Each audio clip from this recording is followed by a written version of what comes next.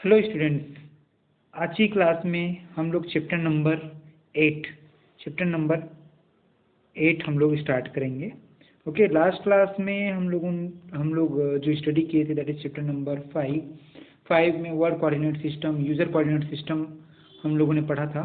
ठीक है, और चैप्टर नंबर 6 और 7 जो है मैं 8, 9, 10 के बाद फिर 6 और 7 को लूँगा। ओके, सो आज की क्लास में हम लोग स्टार्ट करने वाले हैं chapter number 10।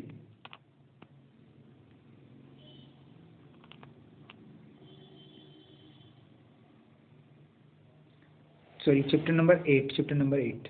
Okay, chapter number 8। ठीक, तो चैप्टर नंबर 8 क्या है आपका? Introduction to conventional numerical machine. Introduction two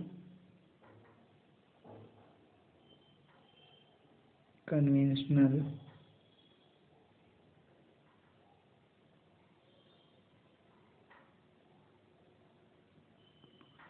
numerical machine.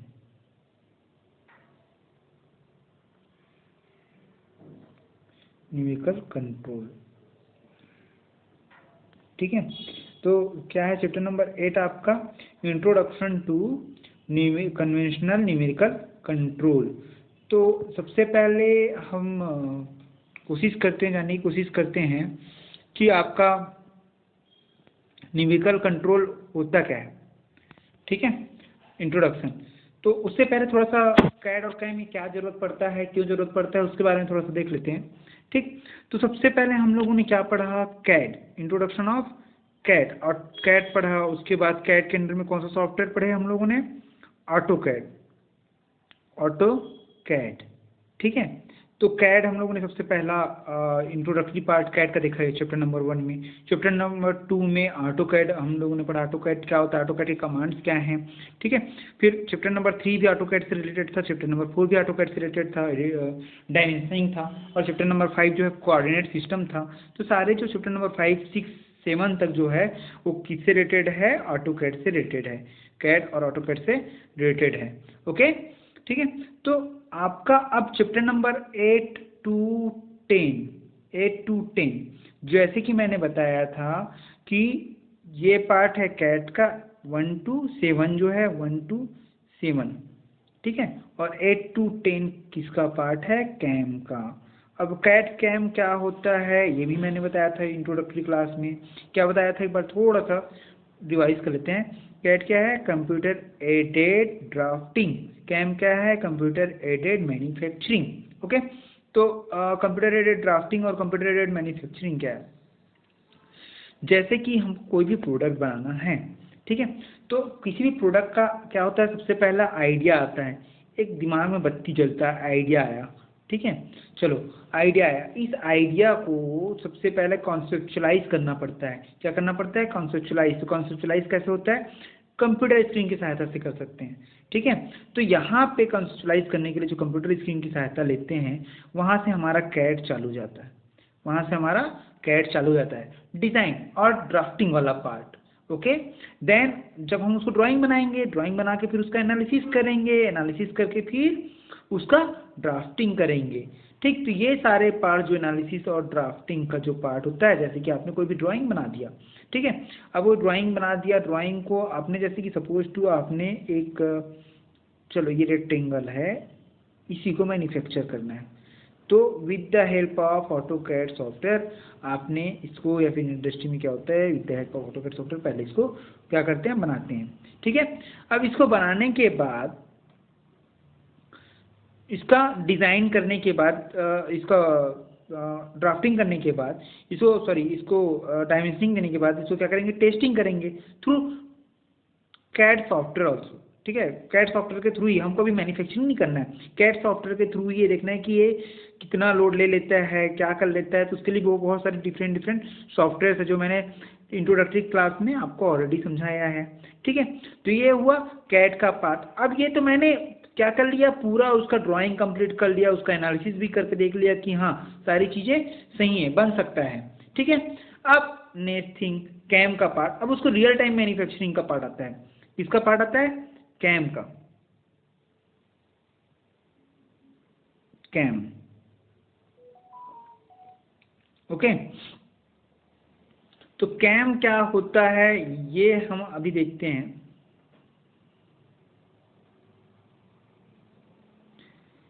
Yes, CAM computer aided manufacturing. तो अब देखिए होता क्या है कैम, कंप्यूटर एडेड मैन्युफैक्चरिंग। जब हम कोई पार्ट को मैन्युफैक्चरिंग में लेके जाते हैं, मतलब अब तो हमारा डिज़ाइन वाला पार्ट कंप्लीट होने के बाद हम उसको प्रोडक्शन के लिए लेके जाते हैं, उस डिज़ाइन को प्रोडक्शन फ्लोर में भेजते हैं, तो सबसे पहला उसका क्या किया जाता है, पार्ट के अनुसार शेड्यूलिंग। ठीक है, क्या किया जाता है, शेड्यूलिंग। शेड्यूलिंग के बाद उसका कौन कौन सा उसमें टूल यूज़ होगा, कौन कौन सा प्रोडक्शन प्रोसेस यूज़ होगा, production just production process.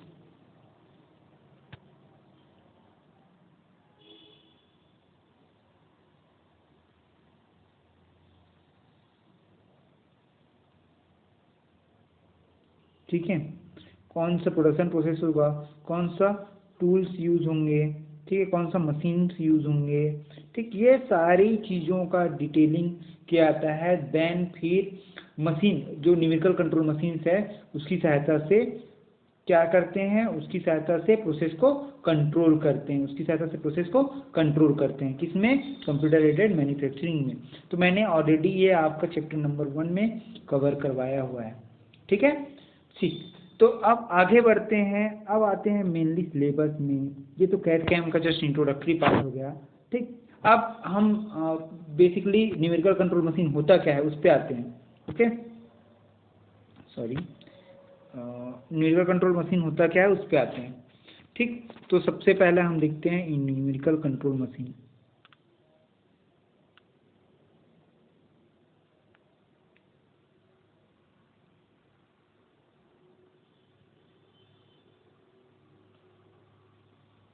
Numerical control machine जिसको हम बोलते हैं generally NC machine, NC machine, numerical control machine. Okay, तो क्या होता क्या है न्यूमेरिकल कंट्रोल मशीन, वो हम पहले डिस्कस करते हैं। इसकी ज़रूरत, हिस्ट्री देखते हैं कि इसकी ज़रूरत क्यों पड़ी।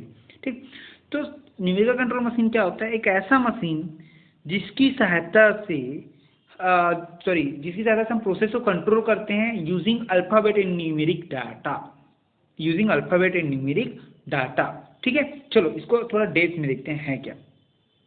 ठीक है, चलो, तो सबसे पहला हम देखते हैं कि न्यूमेरिकल कंट्रोल मशीन एक्चुअली, उससे पहले सबसे पहले हम देखते हैं कन्वेंशनल मशीन। किसी भी मशीन का एग्जांपल लेते हैं, चलो लेथ मशीन का एग्जांपल लेते हैं। आपके वर्कशॉप में आप सभी ने फर्स्ट सेमेस्टर या सेकेंड सेमेस्टर में लेथ मशीन आप सभी ने देखा होगा, लेथ। ओके, ये तो फिर मिलिंग मशीन, ये तो फिर कोई भी मिलिंग मशीन आप लोगों ने देखा होगा। ओके, तो जो आप लोगों ने देखा क्या था, जिसको हम मैनुअली ऑपरेट करते हैं। क्या करते हैं, मैनुअली ऑपरेट करते हैं, मतलब लेथ मशीन को भी क्या करना पड़ता है, स्विच ऑन के फिर उसको चलाना पड़ता है, उसको स्पिंडल चक को सेट करना पड़ता है। ठीक है, उसके बाद rotation, feed, speed, depth of cut देना पड़ता है मैनुअली। फिर उसके अकॉर्डिंग हम क्या करते हैं, मशीनिंग करते हैं। ठीक है, तो ये क्या मटेरियल रिमूव करते हैं, सॉरी मटेरियल रिमूव करते हैं लेथ में। ठीक है, तो ये क्या हुआ, कन्वेंशनल मशीन हुआ। जो आपके लैब में आप जो देखे हो दैट इज कन्वेंशनल मशीन। तो न्यूमेरिकल कंट्रोल मशीन क्या करता है, न्यूमेरिकल कंट्रोल मशीन ये करता है कि ऑटोमेटिक मशीन, एक टाइप का वो ऑटोमेटिक है। ठीक है, ऑटोमेटिक मशीन दैट मीन्स आपने सारा डेटा उसको दे दिया, फिट कर दिया उसमें। ठीक, आप बस स्विच ऑन करोगे और ऑटोमेटिकली क्या होगा, प्रोसेस परफॉर्म होगा। ठीक है, तो ये हुआ न्यूमेरिकल कंट्रोल। अब ये कैसे आया, सबसे पहले किस फॉर्म में आया वो हम हिस्ट्री देखते हैं। तो न्यूमेरिकल कंट्रोल का एक बार ये देखते हैं कि न्यूमेरिकल कंट्रोल मतलब क्या है, सिंपल सा कोई ऐसा मशीन जो प्रोसेसेस को with the help of number की सहायता से या अल्फाबेट की सहायता से कंट्रोल करे, वो क्या कहलाता है, आपका न्यूमेरिकल कंट्रोल। ठीक, जस्ट सिंपल इंट्रोडक्शन ना। ठीक है, अब आगे बढ़ते हैं।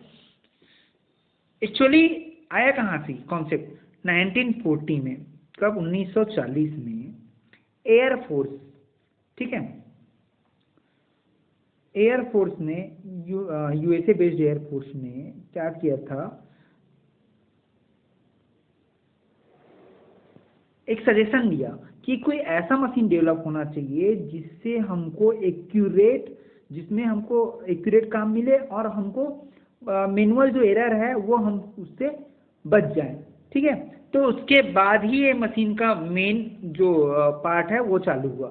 ठीक, कैसे आप देखते हैं, देखो यदि मैनुअल मशीन में आप किसी वर्क पीस को, चलो एक एग्जांपल ले लेते हैं, ये वर्क पीस है, इस वर्क पीस को क्या करना है, काटना है। चलो ठीक है, सॉरी जस्ट मिनट, ये वर्क पीस हुआ, ये वर्क पीस है 10 सेंटीमीटर लंबा और 5 सेंटीमीटर आपका ये चौड़ा है। ठीक है, ये वर्क पीस है। ओके, अब इसको काटना है, मतलब एक प्लेट है, इस प्लेट को काटना है। ठीक, तो यदि मैं मैनुअल काटूंगा तो क्या करूंगा, यदि इसको मैं बराबर दो भाग में बांटना है तो स्केल लूंगा, स्केल से इसको मार्क करूंगा, मार्क करके ऐसा इस पे पहले मार्किंग कर देंगे, मार्किंग करके इसको काटना चालू करेंगे। ठीक है, जब काटना चालू करेंगे तो इसमें एरर आता है। क्या आता है, एरर आता है, मैनुअल एरर। क्या मैनुअल एरर, यदि मैं मार्किंग में थोड़ा सा भी 0.1, ये कितना एक्यूरेसी हो सकता है, ये एग्जैक्ट 5 में डिवाइड हो सकता है क्या, नहीं। 5 टू वर्क पीस में डिवाइड हो सकता है क्या, नहीं। ठीक है, कुछ ना कुछ एरर आएगा, हो सकता है 4.9 हो जाए, ये हो सकता है ये 5.1 हो जाए, ये हो सकता है ये 4.8 हो जाए, ये इधर बढ़ जाए। ठीक, तो ये जो मैनुअल एरर है, ठीक है, वैसे ही ये तो मात्र अभी हम सेंटीमीटर्स की बात करें, यदि suppose to 4.99 centimetre, sorry 4.9 centimetre हो जाइए। ठीक, ओके, तो यदि सपोज टू हम और उससे जैसे कि सपोज टू हम लोग 5.05 की बात कर दिए, तो क्या मैं इसको स्केल से मेजर कर सकता हूँ क्या, 5.05 सेंटीमीटर की बात कर दी, की बात कर दी, तो क्या ये मैं स्केल से मेजर कर सकता हूँ क्या, नहीं। 5.056 सेंटीमीटर लिख दिया, तो क्या मैं इसके स्केल से मेजर कर सकता हूँ क्या, नहीं। ठीक है, तो इसके लिए न्यूमेरिकल कंट्रोल मशीन लाया गया जो कि क्या करता है, न्यूमेरिक डाटा के अनुसार वर्क करता है। न्यूमेरिक डाटा, न्यूमेरिकल डाटा और अल्फाबेट डाटा, और अल्फाबेटिक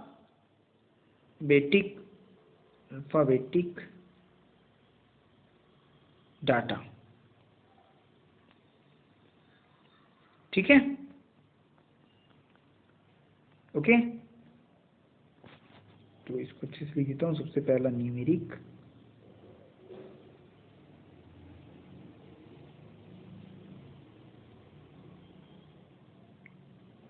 दूसरा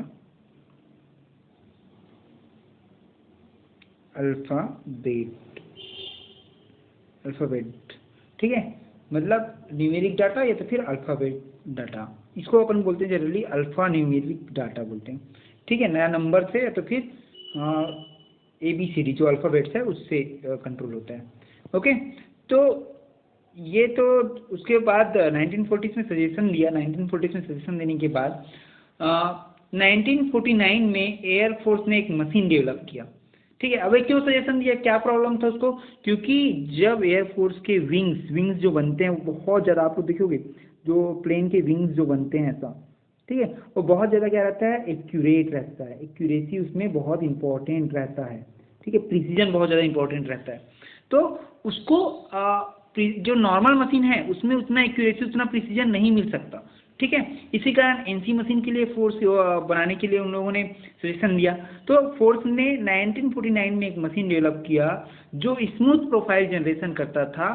ठीक है, और 1952 में एक 3 एक्सिस मशीन का प्रोटोटाइप बना, मशीन का प्रोटोटाइप।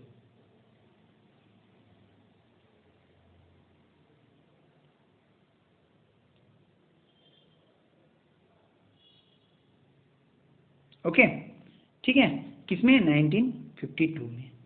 ठीक, उसके बाद क्या,